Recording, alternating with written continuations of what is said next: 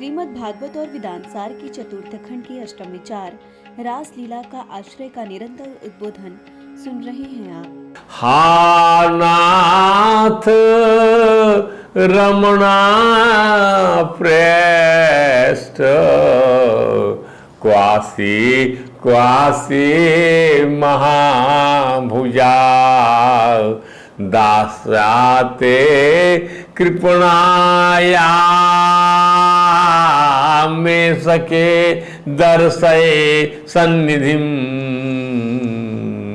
आओ न एक बार मिल जाओ, मिलन का सुख दे जाओ, परस्पर मिलन का क्यों दूर हो, क्यों दूर चले गए। हा नाथ रावण पेट हमारे प्रीतम, इस प्रकार से करती हैं। तो भागवत के दसम स्कंद में रास पंचाध्याय की अध्याय 29 में श्री सुखदेव जी महाराज कहते हैं कि शाम शरद ऋतु की रात्रियों में खिले हुए चमेली के फूलों को देखकर रमण करने का मन हुआ और उन्होंने योग माया अर्थात अपनी आह्लादी शक्ति का आश्रय लिया। पहले तो इस आह्लादी शक्ति ने, इस अंतरंगा शक्ति ने तुरंत माधुर प्रेम के उत्तेजक वातावरण का निर्माण कर दिया। श्री भगवान की आह्लादी शक्ति का किंचित परिचय प्राप्त करें। इतना तो हमने समझ लिया कि भगवान अपनी प्रकृति के द्वारा अवतार लेते हैं और तरह तरह की अलौकिक लीलाएं करते हैं। जैसे अग्नि स्वयं कुछ नहीं करती, पर उसकी प्रकाशिका शक्ति प्रकाश करती है, दायका शक्ति जला देती है। ऐसे ही भगवान स्वयं कुछ नहीं करते, उनकी दिव्य शक्ति सब काम कर देती है। भगवान की ये शक्ति भगवान से अलग है ऐसा भी नहीं कह सकते, भगवान से एक है ऐसा भी नहीं कह सकते। दार्शनिकों संतों ने भिन्न भी नहीं कहा और अभिन्न भी नहीं कहा। भगवान की शक्ति अनिर्वचनीय है। क्या शब्द निकाला? अनिर्वचनीय। वचन से क्या बताएं इसके बारे में। हमारे प्रीतम की यही शक्ति श्री जी है, श्री राधा जी है। पुरुष और स्त्री हो दो होते हैं, पर श्री कृष्ण और श्री जी दो नहीं है। ज्ञान में तो द्वैत का अद्वैत होता है, अर्थात दो होकर भी एक हो जाता है। और भक्ति में अद्वैत का द्वैत हो जाता है, अर्थात एक होकर भी दो हो जाते हैं। संत लोग कहते हैं कि यानी अब हम कह सकते हैं कि ज्ञान भक्ति का रेसिप्रोकल है। भक्ति के भाव को आप जो है उलट दीजिए, अर्थात भक्ति का क्या भाव है? अद्वैत को द्वैत कर देती है भक्ति, और ज्ञान जो है द्वैत को अद्वैत कर देता है। ध्यान दीजिए, संत लोग कहते हैं जीव ब्रह्म एक हो जाए तो ज्ञान होता है, और एक ही ब्रह्म दो रूप हो जाए तो भक्ति होती है। हमारे प्रीतम श्याम सुंदर परात्पर परब्रह्म एक अद्वैत तत्व है, इसके सिवा कुछ नहीं है। ध्यान से सुनिए, 3-4 श्लोक हम बताते हैं आपको। मत्तः परतरम न अन्यत् किंचिदस्ति धनंजय मयि सर्वदम प्रोतम सूत्रे मणिगणायु। भगवान गीता में कहा मेरे सिवा कुछ भी नहीं है। मयि सर्वदम प्रोतम सूत्रे मणिगणायु। जैसे सूत में सूत की गांठों शरीर की पिराई होती है तो सब कुछ मई हूँ। वसु तो भागवत कहती वसु तो जानतम मत कृष्णम स्थाणुरचरिष्णु च। कृष्ण ही जो है जंगम है, कृष्ण ही जो है स्थावर है। भगवान निर्वखिलम, सब कुछ भगवान है, ना अन्य वस्तु किंचनीय, और कुछ नहीं संसार में सिवा उनके। सर्वेशा वस्तूनाम भावार्थो भवति स्थिताः। सर्वेशा वस्तूनाम, सारी वस्तुओं, सब वस्तुओं का जो भाव है, भावार्थो भवति स्थिताः। भाव अर्थो भवति स्थिताः क्या होता है? उनका जो भाव होता है वस्तुओं का, भावार्थो होता है उस वस्तु का जो भाव है, सब्सटेंस है, जो सार है। तथा भगवान कृष्ण की मतदस्तु रूपता। और क्या देखूं, जैसे जल का भाव क्या है? रस है। पृथ्वी का भाव क्या? गंध है। सब भगवान है। ये अद्वैत वस्तु हम क्या और देखें? श्री कृष्ण ही वह द्वैत तत्व है, प्रेम की लीला करने के लिए, प्रेम का आस्वादन करने के लिए, संपूर्ण जीवों को प्रेम का आनंद देने के लिए श्री कृष्ण और श्री जी के दो रूप प्रकट होते हैं। या यम राधा, या जो यह राधा है, या यम राधा, यह च कृष्णो। और जो यह कृष्ण है, या यम च राधा, यह च कृष्णो। ध्यान दीजिए, रसाब्धि देहस्य एक। इस रस रूपी समुद्र में यह जो है एक ही देह है। रस रूपी समुद्र में एक देह से का कीर्णार्थ द्विधा भूत, कीड़ा के लिए दो हो जाते, क्या बात है। राधा तापनी उपनिषद में लिखा राधा बाबा ने, क्या, या यम राधा, जो ये राधा है, यह च कृष्णो, ये जो कृष्ण है, क्या कहा, रसाब्धि ही देहश्चेकः, इस रस रूपी समुद्र में, रस रूपी सागर में जो है रसाब्धि ही एकः, अक्रीड़ार्थम कीड़नार्थम द्विधाभूत, कीड़ा के लिए दो हो जाते हैं, अकेले कीड़ा नहीं हो सकती, दो से कीड़ा होगी, ये नियम है। तो दो रूप होने पर दोनों में कौन बड़ा है, कौन प्रेमी है, कौन प्रेमा, इसका पता ही नहीं चलता। दोनों एक दूसरे से बढ़कर लक्षण दिखते हैं, दोनों एक दूसरे के प्रति आकृष्ट होते हैं। श्री जी की को देखकर भगवान प्रसन्न होते हैं और भगवान को देखकर श्री जी प्रसन्न होती हैं। दोनों की परस्पर लीला से रस की वृद्धि होती, इसी को रास कहते हैं। दोनों की परस्पर लीला से रस की वृद्धि होती। प्रणय जो होता है, प्रीतम और प्रेमी के प्रणय से क्या होगा, रस की वृद्धि होगी, रस का उत्थान होगा। ध्यान दीजिए, भगवान की शक्तियाँ अनंत है, अपार है, समग्र ऐश्वर्य, समग्र धर्म, समग्र यश, समग्र श्री, समग्र ज्ञान, समग्र वैराग्य, इन्हें भक्त कहते हैं। समग्र श्री में समग्र सौंदर्य, समग्र माधुरी शक्ति सन्निहित है। ऐश्वर्य शक्ति से भगवान ऐसे विचित्र और महान कार्य करते हैं जो दूसरा कोई नहीं कर सकता। ऐश्वर्य शक्ति के कारण उनमें जो महत्ता, विलक्षणता, अलौकिकता दिखती है वह उनके सिवाय और किसी में देखने सुनने में नहीं आती। माधुर्य शक्ति में भगवान अपने ऐश्वर्य को भूल जाते हैं, जैसे पिता अपने पुत्र के लिए बच्चा बन जाता है। प्रीतम अपने ऐश्वर्य को भूलकर अपनी हमें अपनी माधुर्य शक्ति से निहाल कर दी, यही रास कहा जाएगा। अपने ऐश्वर्य को भूल जाए प्रीतम, क्या है वह, और हमें निहाल कर दे, यही रास कहा जाएगा। यह माधुरी शक्ति भगवान को मोहित करने वाली होती। इस माधुरी शक्ति में एक मधुरता, मिठास होती है, जिसके कारण भगवान बड़े ही मधुर और प्रीतम लगते हैं। जब भगवान ग्वाल बालों के साथ खेलते हैं तब माधुरी शक्ति प्रकट होकर रहती है। अगर उस समय ऐसा शक्ति प्रकट हो जाए तो सारा खेल बिगड़ जाएगा। ऐसे भगवान कहीं मित्र रूप से, कहीं पुत्र रूप से, कहीं पति रूप से प्रकट हो जाते हैं, तो उस समय उनकी ऐश्वर्य शक्ति छिपी रहती है और माधुरी शक्ति प्रकट रहती है। इसका सीधा सा अर्थ है कि भगवान अब भक्तों के भाव के अनुसार उनको आनंद देने के लिए अपनी ऐश्वर्य शक्ति को छिपाकर माधुरी शक्ति प्रकट कर देते हैं।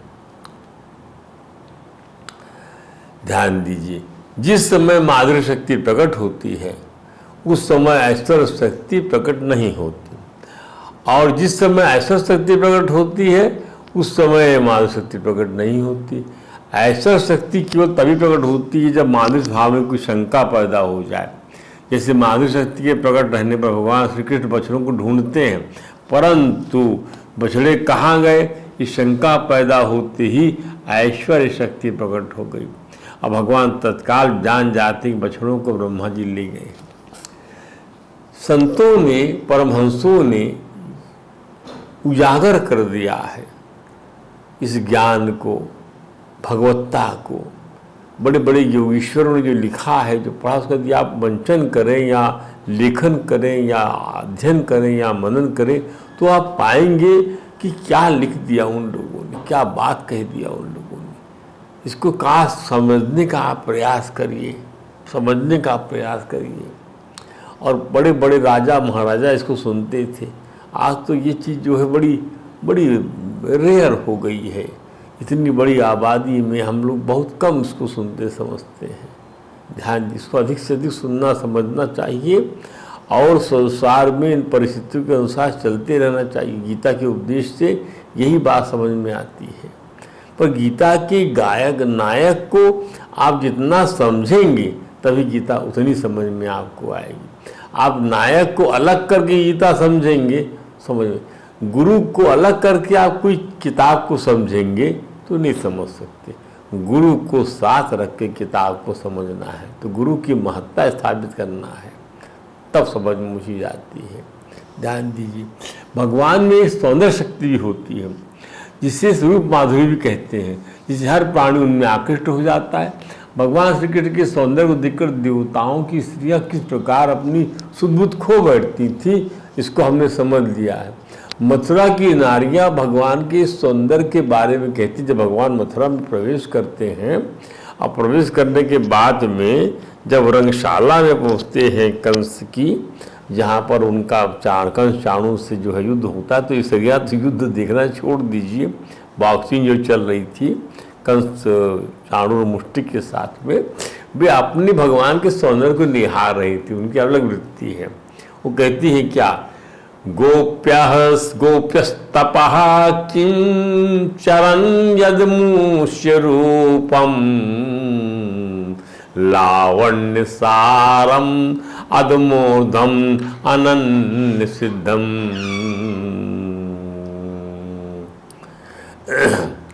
दिग्भी पिबन्ते अनुसवावे नमं दुरापम एकांत धाम यशसा श्रिया ऐश्वर्या।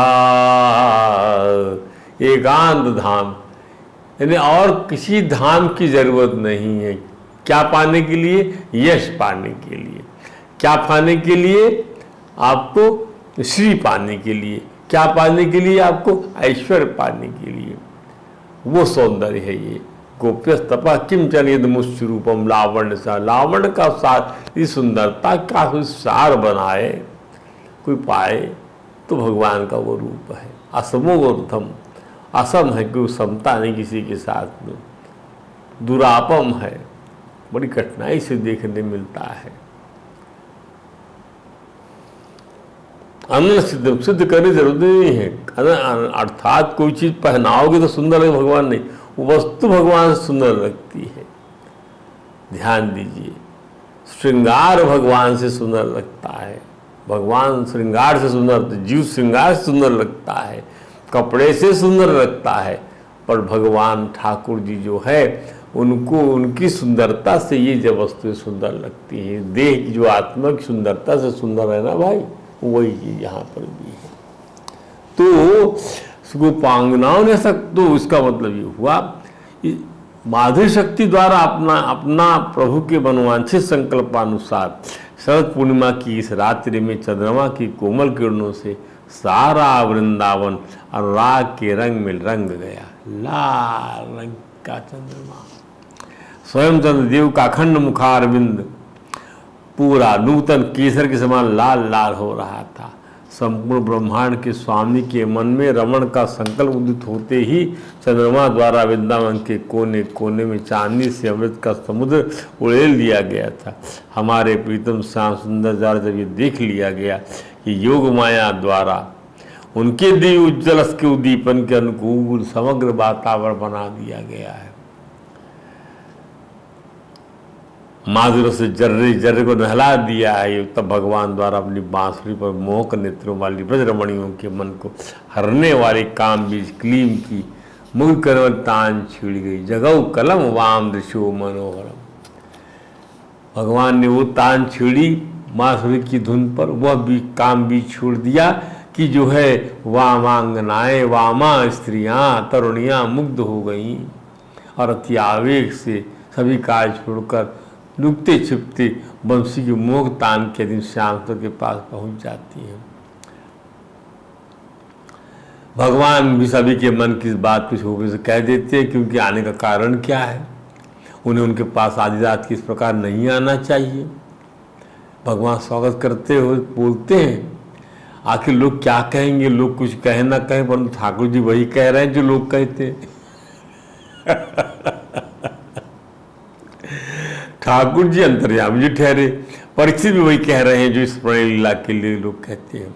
भगवान कहते हैं, रजनी ऐशा घोर रूपा घोर सत्वनि सेविता। ये जो घोर, ये जो रात है, बड़ी गहरी अंधेरी रात है, मध्य रात्रि का समय है और जो है बड़े भयानक जीव जंतु विचरण कर रहे हैं। प्रत्यात व्रजम, लौट जाओ ब्रज को, नेह ना ही स्थेयम, यहाँ रुकना योग्य नहीं है स्त्री भी आप अधिक सुंदरियों के लिए। रजन्य ऐशा घोर रूपा, घोर सत्व निषेविता, प्रत्यात ब्रजम नेह स्थेयम, स्त्री भी सुमध्यमा। भगवान ने ब्रज स्त्रियों को सुमध्यमा कहकर संबोधित किया है। सुमध्यमा माने पतली कमर वाली युवतियाँ, सुमध्यमा, मध्य माने कमर, और कमर जिस सुंदर हो। हम तो प्रभु की इस प्रणय लीला का वर्णन करते रहेंगे और इसके पढ़ने और समझने के बाद निष्काम प्रभु के श्रवण, दर्शन, सानिध्य, स्पर्श से कामनाओं और वासनाओं की शुद्ध वृत्तियाँ निबंधनीय, भजनीय और श्रवणीय बन जाएंगी।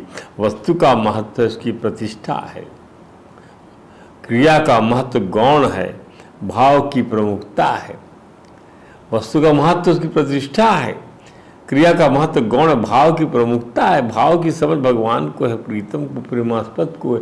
प्रेमी तो पुरुषार्थ छोड़कर प्रीतम के पास आ गया। भक्तों की आचार्य मीराबाई कहती है क्या, संतन डिग बैठी बैठी, लोक लाज खोई, छाण दई कुल की कानी, क्या करेगा कोई, असुवन जल सींच सींच, प्रेम बेली बोई।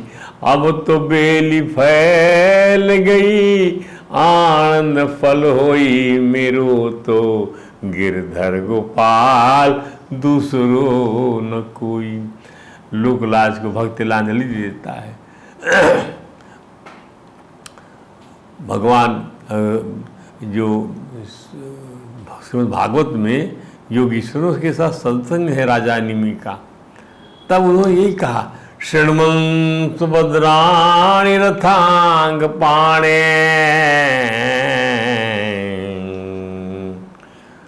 जन्मानि कर्माणि चयानि लोके, गीतानि नामानि तदर्थकानि, गायन विलज्ज विचरेद संगा।